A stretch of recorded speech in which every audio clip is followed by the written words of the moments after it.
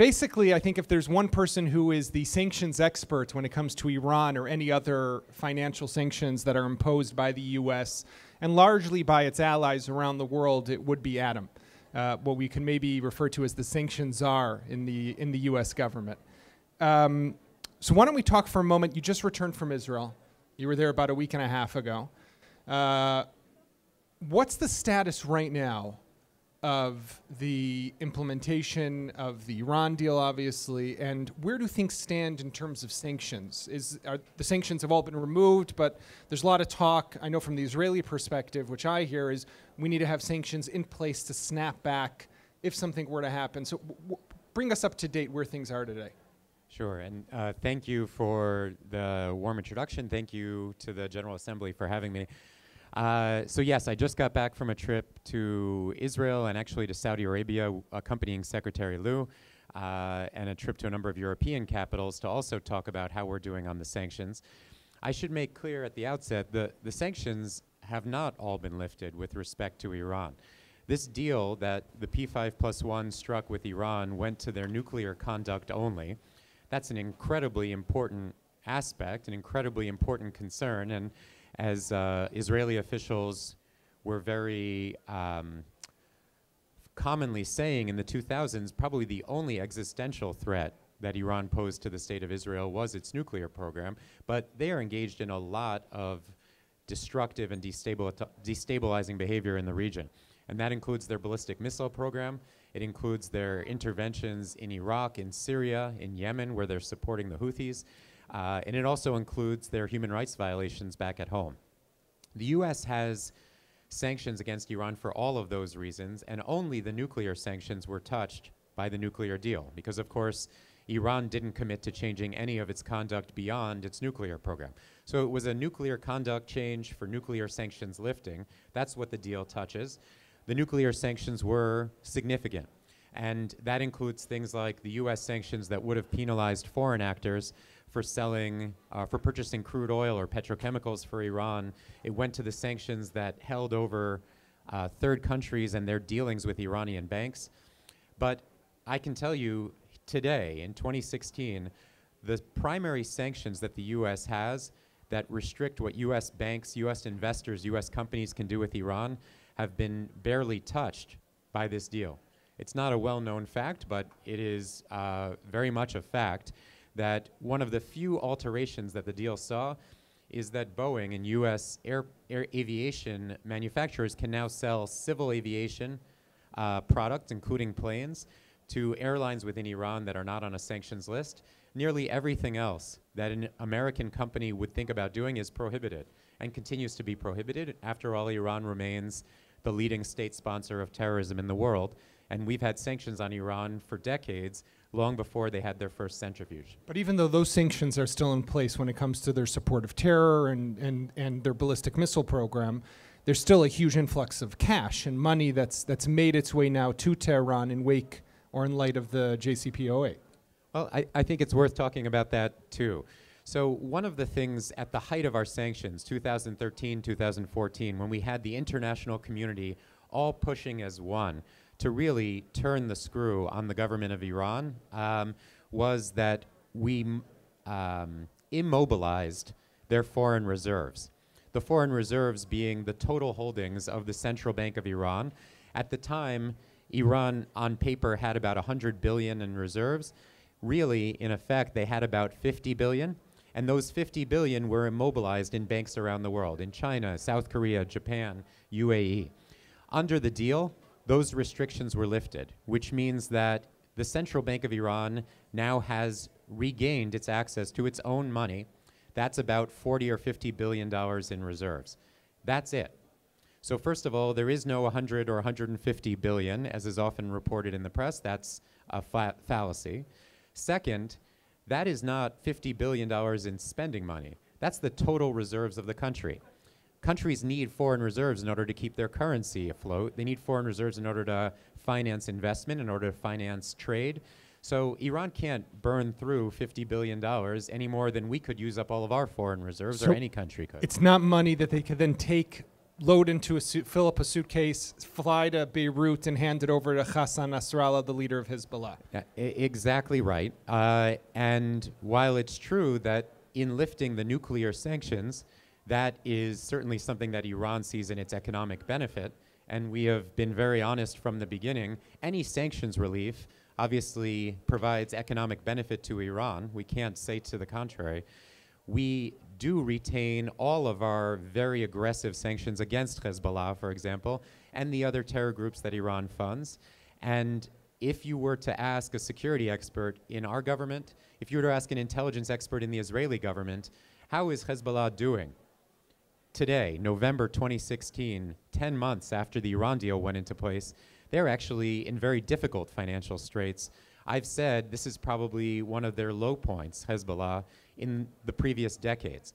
So we have not seen the feared infusion of cash into the groups that Iran sponsors that are doing so much damage in the region. So before I want to talk with you a bit about Hezbollah, because I know that there was a passage of recent sanctions on Hezbollah specifically.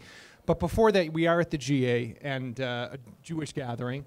And the Iran deal was possibly, I would say in recent years, one of the most controversial issues for the Jewish community, and largely, definitely for the state of Israel. You had, and I've said this before, that in Israel what was unique was that the whole government, or the whole Knesset, from left to right, aligned itself in opposition pretty much of this deal, right? So whether you were in Netanyahu's coalition or not, everyone, the opposition was with the ruling government. And I think it also, we all remember his speech back in March of 2015 here in the US at the Congress, which kind of split to a large extent also the Jewish community. You know, the deal itself being as controversial as it was, you seem, and I've read some things that you've said in the past, have come out in defense of it, and that it is the right deal. Can you tell us just for a moment, why was this the right deal? Because one of the arguments that you've heard in Israel was that the sanctions were working, the international pressure was working, we should have held on a little longer and could have gotten a better deal. Well, it's a big question. I certainly am a defender of the deal. I wouldn't characterize it as the right deal. I think obviously in any complex negotiation, and this was among the most complex that we've seen, after all, it involves 8 different jurisdictions sitting around a table, all with slightly different interests. You could come out in a lot of different places, and it's difficult to say any deal is the perfect deal. Obviously, there's also going to be trade-offs and compromises that are made in any international negotiation. I don't know that we can point to any negotiation in history where that hasn't been the case. The question is, does the deal get us what we need? And by us here, I'm talking as a US government official, but in my conversations with Israeli officials, they're asking the same thing. Does it get us what we need in the nuclear file? And the negotiations didn't ever pretend to be about Iran's support to terrorism. In the nuclear file, what the negotiations sought to get us was to greatly prolong Iran's distance to the bomb and basically take that threat off the table for the foreseeable future. What the deal does is put Iran more than 12 months away, not from a weapon, more than 12 months away from having enough fissile material for a single bomb, which would then require Iran to further develop the technology to weaponize it.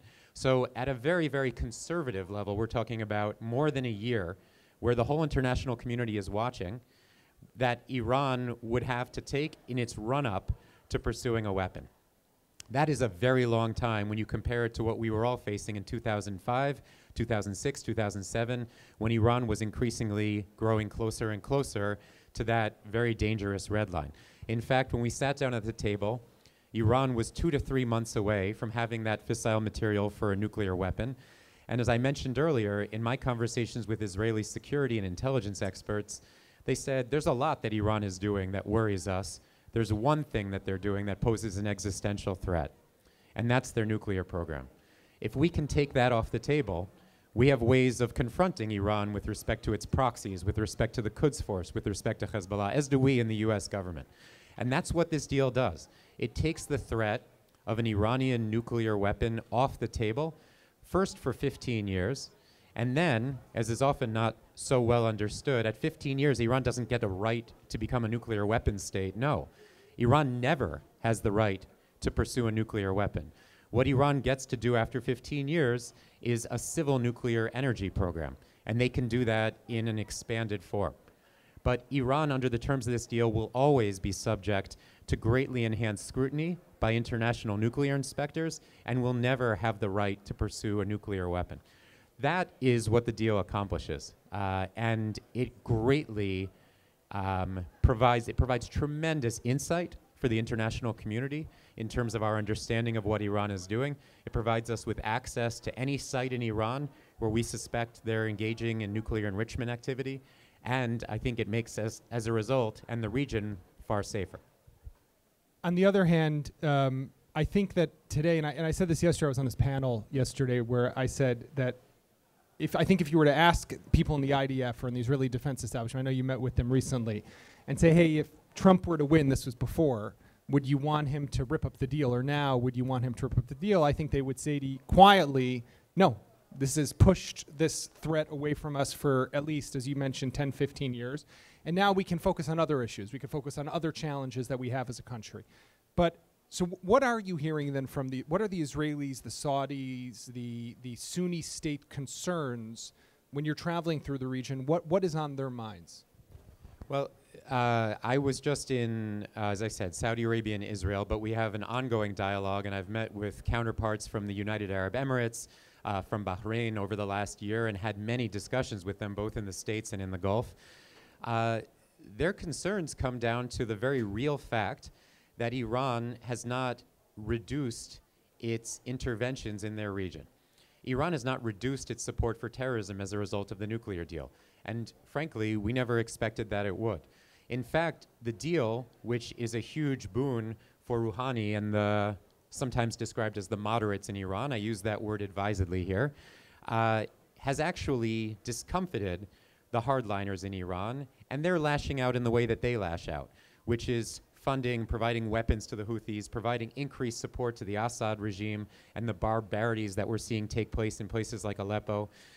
Iran has not tempered that behavior at all, nor did the deal require it to.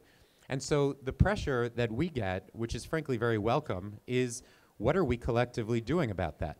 If Iran is stepping up its interventions, how are we stepping up our pushback, both on the financial sanctions side, which is my area, but also in terms of our diplomatic, military, and other activities to be able to, for example, interdict shipments. If Iran is trying to get advanced parts for its ballistic weapons program, we, throughout this administration, have been working with our allies to interdict those shipments. That work, our Sunni allies and the Israelis are saying has to continue, and we have to redouble it. And frankly, I couldn't agree more.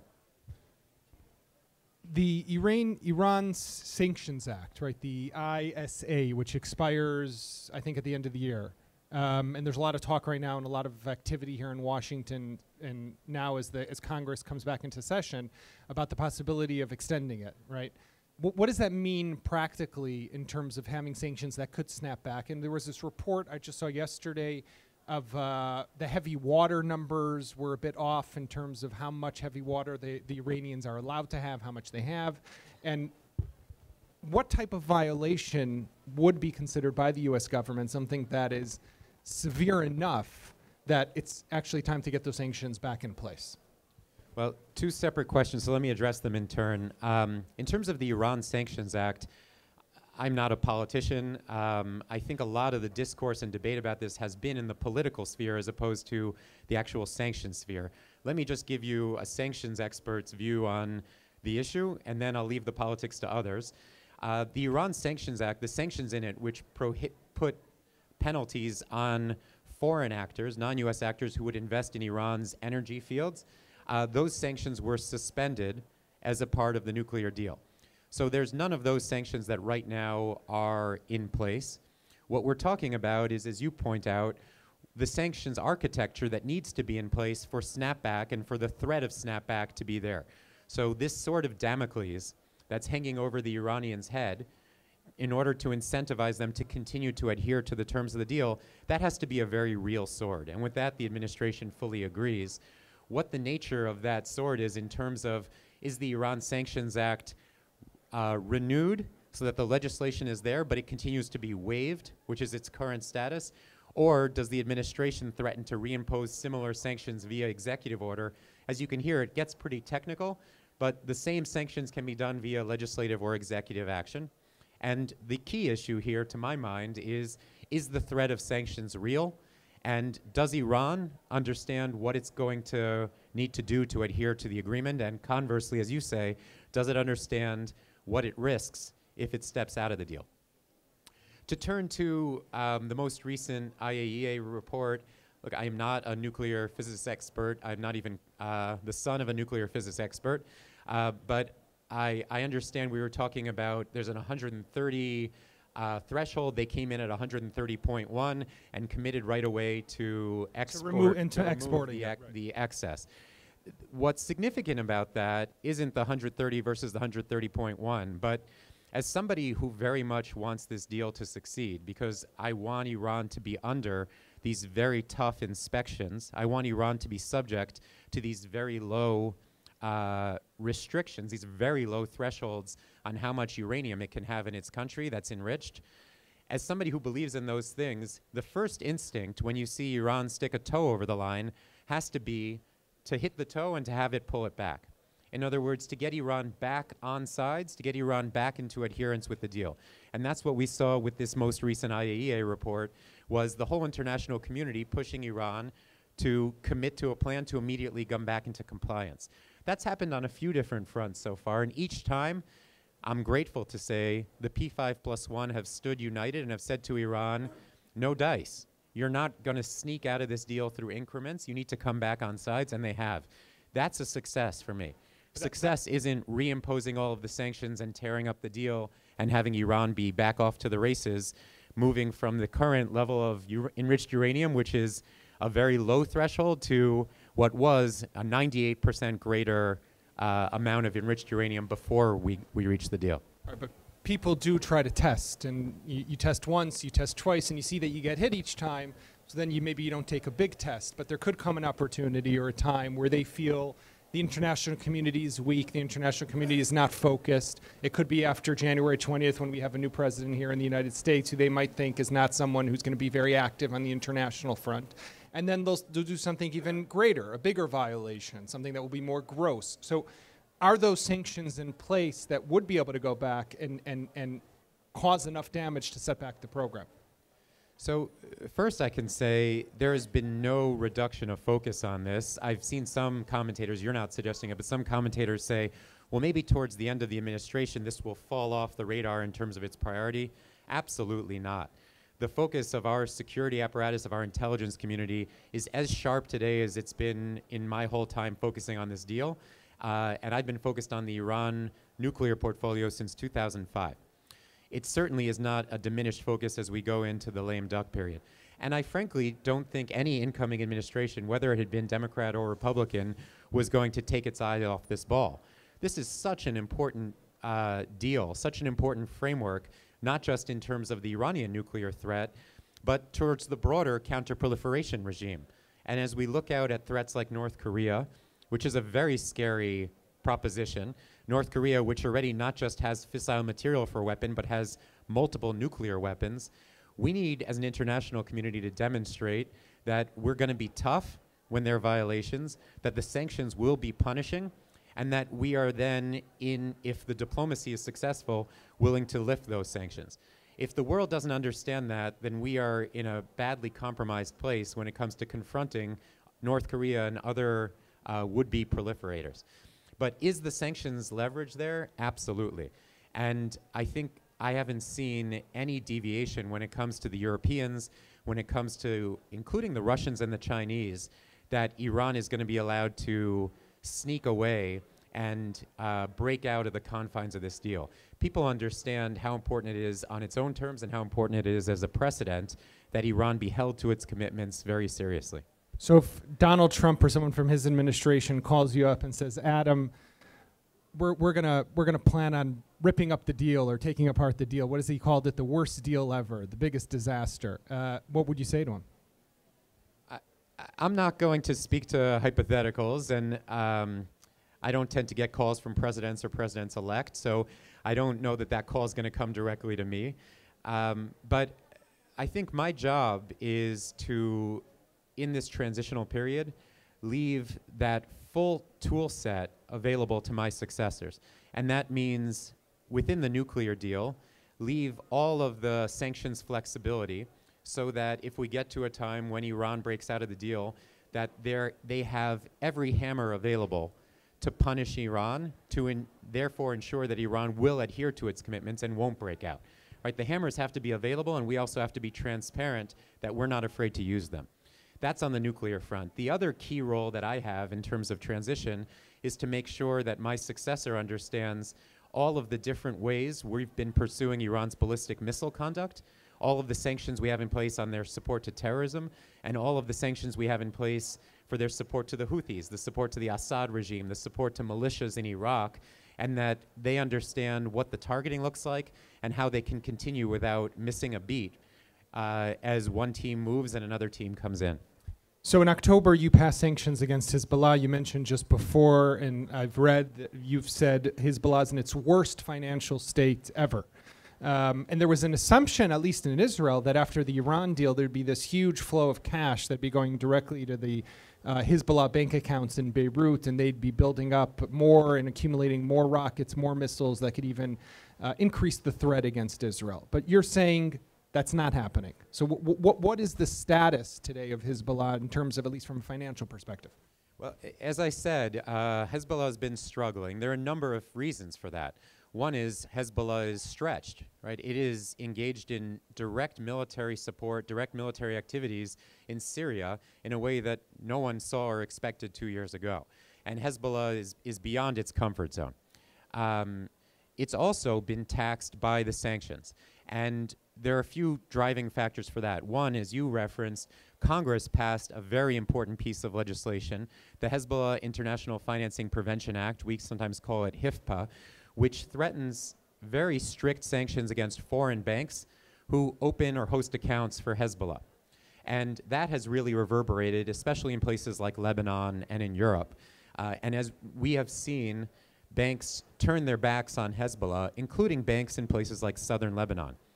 That takes a lot of courage, frankly, for bankers within a place like southern Lebanon, for the central authorities, the central bank in Lebanon, to toughly enforce and police these types of sanctions against a group that has proven itself to be willing to resort to violence within Lebanon. But we have seen that courage, and we've seen those sanctions bite. A third aspect that we've seen really deepening the pressure on Hezbollah are the Sunni Gulf states.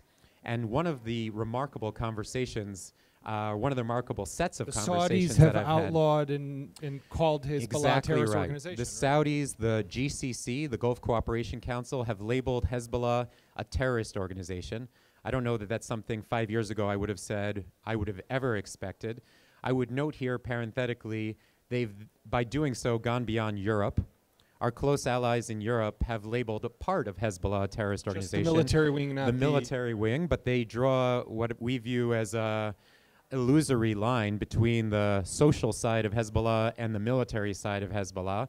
I don't think Hassan Nasrallah keeps those books so meticulously separate. But the Gulf has designated all of Hezbollah a terrorist organization, and it's not just that political statement. The Saudis, the Emiratis, are working very closely with us to identify individual front companies and bankers and paralyze them and close their accounts, cut them out of the Gulf financial system. The UAE, remember, is basically the financial hub for the Middle East. And so to have this newfound pressure coming on Hezbollah from, I think, an unexpected direction has really contributed to the pressure. And of course, our work, very close work with Israel, continues as closely as ever. On that front, I do want to point out, because I'm often asked, you know, are you able to work with the Israelis? I was asked this more at the height of the political tensions over the Iran deal. And the answer was, we did not miss a beat. Throughout the entire period, even where there were headlines about tensions between our political leaders, we had the bilateral intelligence sharing. We had trips, delegations going back and forth, and we coordinated as closely as we ever had. And I've been in this job, I've been in this world now for 12 years. We coordinated throughout that whole period. And I think it's a testament to the strength of relationships at the career level between our establishments, between the security, military, and financial establishments in Israel and here that really are going on beneath the surface.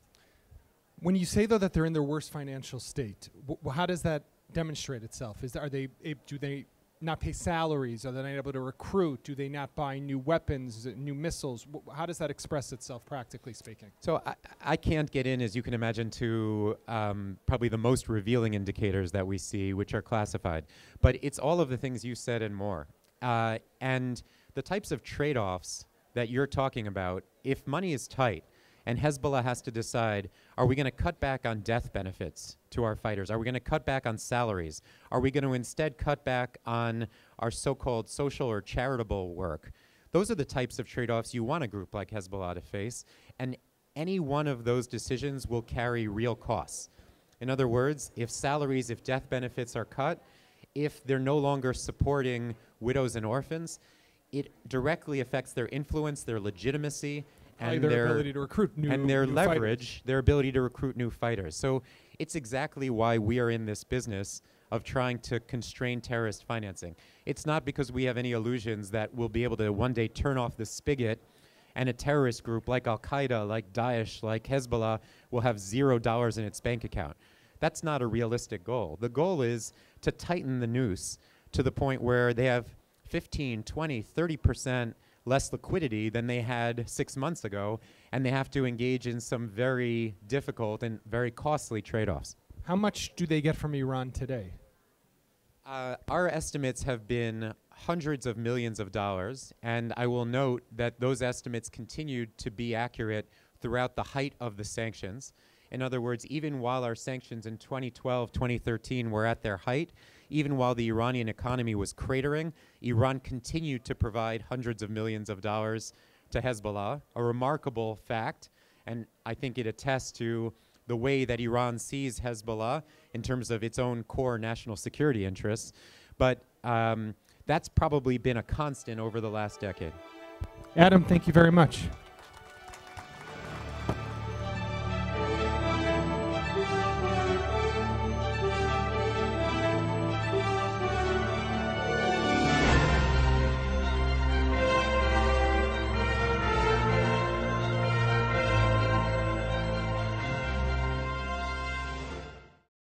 We would be pleased to send a complimentary DVD of this program to anyone who wishes to support JBS, the Jewish Broadcasting Service, with a tax-deductible gift of $36, double chai or more, to the nonprofit organization Jewish Education in Media. Simply visit the JBS homepage and click on the Donate button to make a donation by PayPal or your credit card. And please indicate the program for which you would like a DVD. Or you can send your tax-deductible check made out to Jem, Post Office Box 180, Riverdale Station, Bronx, New York 10471. And again, please remember to indicate which program you would like to receive with our compliments. And we thank you for your kind support.